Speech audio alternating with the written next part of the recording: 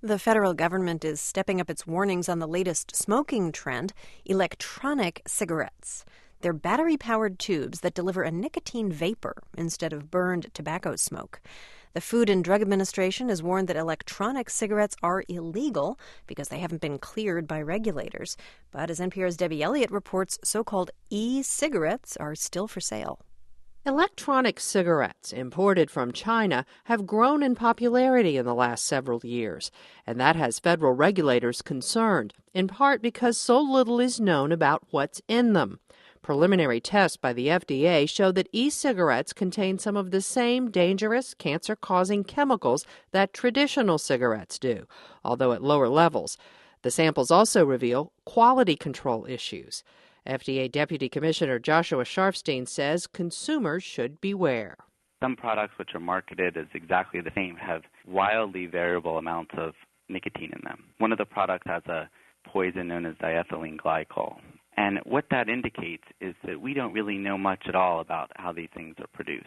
Sharfstein says electronic cigarettes are subject to FDA approval as a drug or medical device, much like nicotine patches, gum, and inhalers. The government has blocked e-cigarettes at the border, but stopped short of closing down domestic retailers. That means smokers can still find $40 to $60 starter kits at travel centers, mall kiosks, and online. The Smoking Everywhere electronic cigarette looks like a traditional cigarette, feels like a cigarette, tastes like a cigarette. But it's not a cigarette. It's so much more. Smoking Everywhere is one of two major importers of electronic cigarettes, cigars, and pipes. The industry has sued the FDA, claiming it should not be regulated like a drug.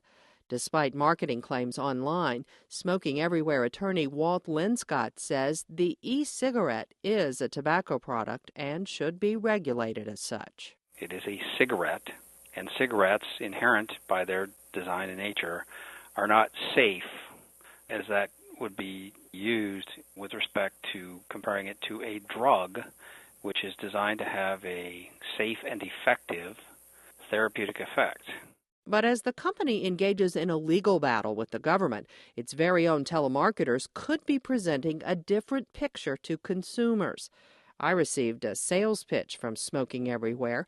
A representative told me the product had been approved as safe by the FDA. Attorney Linscott says it was a mistake that has been corrected.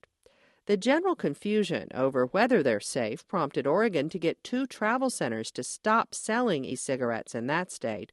They've been banned by Israel, Australia, Canada, and Mexico. Now, anti-smoking advocates like John Banzhaf with Action on Smoking and Health are putting pressure on the FDA to ban the products in the U.S. If nothing is done to stop these and other similar products from being thrown on the market without any testing, without any guarantees, without disclosure or testing of ingredients, it basically opens the market to having smokers serve as guinea pigs. There's a split in the public health community over this question. It's similar to the abstinence-only debate in sex education, whether to advocate that smokers switch to less harmful products even if they're not completely safe. Boston University public health professor Michael Siegel says the FDA's recent consumer warning was misleading because the agency found low levels of carcinogens in e-cigarettes. That it's comparable to what is present in nicotine replacement products which are on the market. And in fact, if you look at the actual levels of the carcinogens in electronic cigarettes, they're about 1,400 times lower than in Marlboros.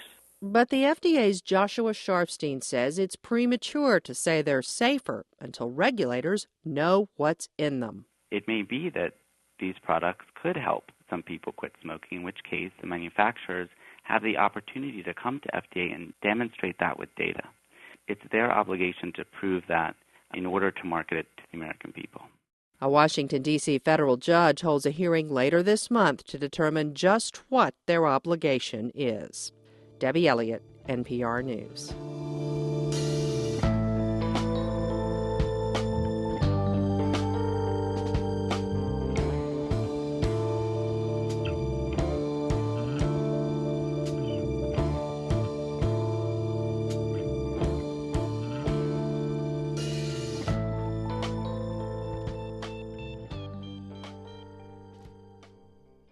You're listening to All Things Considered from NPR News. NPR News.